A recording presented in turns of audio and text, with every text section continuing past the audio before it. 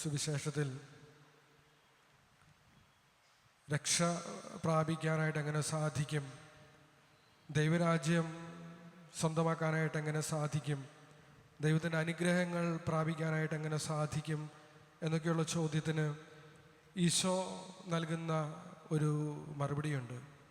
അതിതാണ്: മനുഷ്യന് ഇത് അസാധ്യമാണ്, ദൈവത്തിന് അങ്ങനെയല്ല, അവിടത്തേക്ക് എല്ലാം സാധിക്കും. ക്രിസ്ത്യൻ സ്പിരിച്വാലിറ്റിയുടെ ഏറ്റവും ഫൗണ്ടേഷണലായിട്ടുള്ള ഒരു കാര്യമാണ് ഈശോ പറയുന്നത്. നമ്മളൊക്കെ പലപ്പോഴും ചിന്തിക്കുന്നത്, അല്ലെങ്കിൽ നമ്മുടെ ഒരു ആത്മീയത, നമുക്ക് നല്ല പ്രവൃത്തികൾ ചെയ്ത് ദൈവത്തിൻ്റെ മനസ്സ് മാറ്റാനായിട്ട് സാധിക്കും, ദൈവത്തിൽ നിന്ന് നല്ല പ്രവൃത്തികൾ ചെയ്തതിൻ്റെ പേരിൽ അനുഗ്രഹങ്ങൾ പ്രാപിക്കാൻ പറ്റും, രക്ഷ നേടാനായിട്ട് സാധിക്കും, ദൈവരാജ്യത്തിൽ പ്രവേശിക്കാനായിട്ട് സാധിക്കും എന്നൊക്കെ ചിന്തിക്കുന്നവരാണ് നമ്മൾ. ചില ധ്യാന കേന്ദ്രങ്ങളിൽ പോകുമ്പോൾ അവരെന്താ പറയുന്നത്? ഉടമ്പടി എടുക്കുക, ആ ഉടമ്പടിക്ക് അനുസരിച്ചുള്ള കാര്യങ്ങൾ ചെയ്യുക, നീ ആഗ്രഹിക്കുന്നത് നിനക്ക് ലഭിക്കും, നിനക്ക് അനുഗ്രഹങ്ങൾ ഉണ്ടാകും. ഇത് ഈ മനോഭാവമാണ്. നമ്മൾ ചില പ്രവൃത്തികൾ ചെയ്ത് ദൈവത്തിൻ്റെ മനസ്സ് മാറ്റിയെടുക്കാം എന്നുള്ള ഒരു മനോഭാവം, അത് ഒരിക്കലും നടക്കുന്ന കാര്യമല്ല. നമ്മൾ നല്ല പ്രവൃത്തികൾ ചെയ്യുന്നത് ദൈവത്തിൻ്റെ മനസ്സ് മാറ്റാൻ വേണ്ടിയിട്ടല്ല, ദൈവത്തെ മാനിപ്പുലേറ്റ് ചെയ്യാൻ വേണ്ടിയിട്ടല്ല നമ്മൾ നല്ല പ്രവൃത്തികൾ ചെയ്യുന്നത്. നമ്മളെപ്പോഴും മനസ്സിലാക്കണം, കൃപയാണ് ആദ്യം സംഭവിക്കുന്നത്.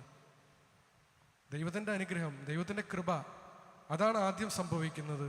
പ്രവൃത്തി അതിൻ്റെ പിന്നാലെ നടക്കുന്ന കാര്യമാണ്. നമ്മൾ ഒരു ഉദാഹരണം എടുക്കാം.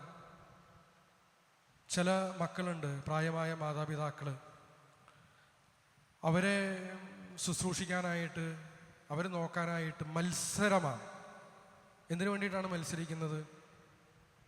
സ്വത്ത് ഭാഗം വയ്ക്കുമ്പോൾ കൂടുതൽ കിട്ടാൻ വേണ്ടിയിട്ട്. അപ്പോൾ കൂടുതൽ അപ്പനെ അമ്മയെ ശുശ്രൂഷിച്ച് നോക്കി അപ്പൻ്റെ അമ്മയുടെ മനസ്സ് മാറ്റാം എന്നുള്ള ചിന്തയാണ് എനിക്ക്. അപ്പോൾ ഭാഗം വയ്ക്കുമ്പോൾ, സ്വത്ത് എഴുതി വയ്ക്കുമ്പോൾ കൂടുതൽ എഴുതി വയ്ക്കണം. അത് കിട്ടിക്കഴിയുമ്പോൾ പിന്നെ എന്താണ് എന്ന് നമുക്കറിയാം. ആ അപ്പനെയും അമ്മയെയും പലപ്പോഴും തിരിഞ്ഞു നോക്കാത്ത മക്കളാണ്. ഇതാണ് ഈ നല്ല പ്രവൃത്തികൾ ചെയ്ത് ദൈവത്തിൻ്റെ മനസ്സ് മാറ്റാം എന്നുള്ളൊരു തെറ്റായിട്ടുള്ള കാഴ്ചപ്പാട്. നേരെ മറിച്ച് മറ്റൊരു സിറ്റുവേഷൻ എടുക്കാം. മകന് എല്ലാം എഴുതി വെച്ചു മാതാപിതാക്കൾ, അതിനുശേഷവും അപ്പനെയും അമ്മയെയും പൊന്നുപോലെ നോക്കുന്ന മകൻ, കിട്ടിയ പൈസ പാവപ്പെട്ട മനുഷ്യർക്ക് വേണ്ടി കൂടി ഉപയോഗിക്കുന്ന മകൻ. ആരെങ്കിലും ചോദിക്കുമ്പോൾ അയാൾ പറയുന്നത്, എനിക്കെല്ലാം അപ്പൻ തന്നു, ദാനമായിട്ട് കിട്ടി, ഇനി ഞാൻ ചെയ്യുന്നത് മുഴുവൻ അപ്പനെ എന്നിട്ടും ഞാൻ ശുശ്രൂഷിക്കുന്നു, കരുതലോടെ നോക്കുന്നു. അത് ഈ ലഭിച്ച ഈ വലിയ ദാനത്തിന് എൻ്റെ നന്ദിയാണ്. മറ്റുള്ളവരെ സഹായിക്കുന്നത്, ആ പൈസ ഉപയോഗിച്ച് സഹായിക്കുന്നത്, എനിക്ക് ലഭിച്ച ഈ ദാനത്തിന് നന്ദി പറയുന്നതാണ്. കണ്ടോ, ആദ്യം കിട്ടി, അത് കഴിഞ്ഞ് നടക്കുന്ന പ്രവൃത്തികളൊക്കെ ആ കിട്ടിയ കൃപയ്ക്ക്, ദാനത്തിനുള്ള നന്ദിയാണ്. അതാണ് ക്രിസ്ത്യൻ സ്പിരിച്വാലിറ്റി. ക്രിസ്തീയ ആത്മീയത എന്ന് പറയുന്നതാണ്.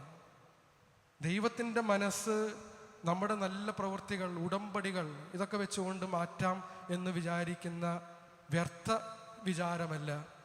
നേരെ മറിച്ച് അവിടുന്ന് നമുക്ക് കുരിശിൽ മരിച്ചപ്പോൾ ദാനമായി, അറ്റ് ഫ്രീ ഓഫ് കോസ്റ്റ്, ഒരു ചെലവുമില്ലാതെ നമുക്ക് നൽകിയ കൃപ, ആ കൃപ സ്വീകരിച്ചു കഴിയുമ്പോൾ ആ കൃപയുടെ നിറവിൽ നിന്ന് നമ്മൾ ചെയ്യുന്ന പ്രവൃത്തികൾ, ആ കൃപ നൽകിയവനെ സ്തുതിച്ചുകൊണ്ട് മഹത്വപ്പെടുത്തിക്കൊണ്ട് നമ്മൾ ചെയ്യുന്ന പ്രവൃത്തികളാണ് നമ്മുടെ നല്ല പ്രവൃത്തികൾ എന്ന് പറയുന്നത്.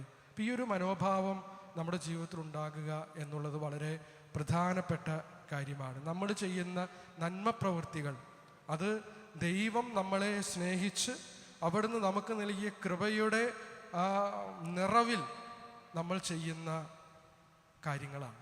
അല്ലാതെ ദൈവത്തിൻ്റെ മനസ്സ് മാറ്റാൻ വേണ്ടി നമ്മൾ ചെയ്യുന്ന പ്രവൃത്തികളല്ല. ഈ തിരിച്ചറിവ് വളരെ ക്ലാരിറ്റിയോടുകൂടി നമുക്ക് ഉണ്ടാകണം. അതില്ലാതെ വന്നാൽ നമ്മൾ ചെയ്യുന്ന പ്രവൃത്തികളൊക്കെ അതിൻ്റെ ഇൻറ്റൻഷൻ, അതിൻ്റെ ഉള്ളിലിരിപ്പ് അത് വളരെ മോശമായിട്ടുള്ള, അല്ലെങ്കിൽ ദൈവമഹത്വത്തിന് ഉപകരിക്കാത്ത ഒരു ഇൻറ്റൻഷനായിട്ട് മാറും എന്ന് നമ്മൾ തിരിച്ചറിയണം. നേരെ മറിച്ച് ദൈവം നൽകിയ കൃപ, അതാണ് ആദ്യം സംഭവിക്കുന്നത്. ആ കൃപയുടെ നിറവിലാണ്, ആ നൽകിയ ദൈവത്തെ സ്തുതിക്കാനായി മഹത്വപ്പെടുത്താനായിട്ടുള്ളതാണ് എൻ്റെ ഓരോ പ്രവൃത്തിയും എന്ന് നമ്മൾ ചിന്തിക്കുമ്പോൾ നമ്മുടെ പ്രവൃത്തിയുടെ ഇൻറ്റൻഷൻ, ഉദ്ദേശശുദ്ധി അത് വിശുദ്ധീകരിക്കപ്പെടുകയാണ് ചെയ്യുന്നത് എന്ന് നമ്മൾ തിരിച്ചറിഞ്ഞ് നമുക്ക് ജീവിക്കാനായിട്ട് ശ്രമിക്കാം.